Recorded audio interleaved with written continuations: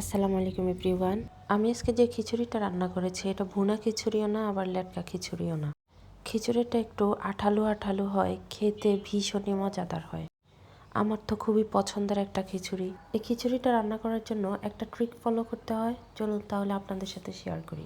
খিচুড়িটা যদি আপনি প্রেসার কুকারে রান্না করেন তাহলে সবচেয়ে ভালো হয়। আমি এখানে একটা প্রেসার কুকারে পরিমাণ মতো তেল দিয়ে দিয়েছি।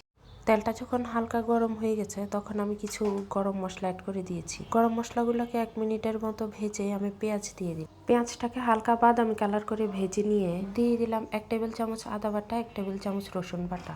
আদা রসুনটাকে 1 মিনিট কষিয়ে বিফটা দিয়ে দিলাম। এরপর যখন বিফের কালার চেঞ্জ হয়ে আসবে এই পর্যায়ে দিলাম পরিমাণ মতো লবণ, হলুদের গুঁড়া।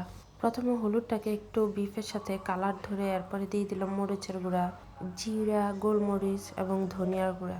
শুকনো মশলাগুলো যেন না পুড়ে যায় সেজন্য একটু পানি দিয়ে দিলাম। এরপর একটু নেড়ে দিয়ে ঢাকনা দিয়ে ঢেকে দেবো 5 মিনিটের জন্য। 5 মিনিট পর ঢাকনাটা উল্টে আরও একটু নেড়ে দিব। এরপর প্রেসার কুকারের মুখটা বন্ধ করে দিব। 3-4টা সিটি আসলে গোস্তটা অনেকটাই সিদ্ধ হয়ে যাবে।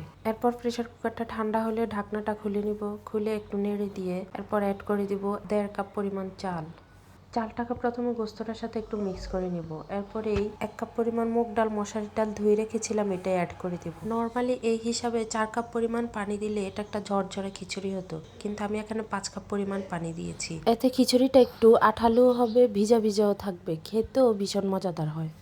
এরপর কুকারের ঢাকনাটা বন্ধ করে চুলার জালটাকে একদমই লো করে দিব।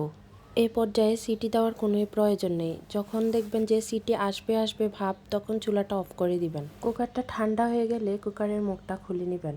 এই পর্যায়ে খিচুড়িটা দেখুন ভিজা ভিজা এবং আঠালো। ভিডিও ভালো লাগলে লাইক, কমেন্ট অ্যান্ড শেয়ার করবেন। আল্লাহ হাফেজ।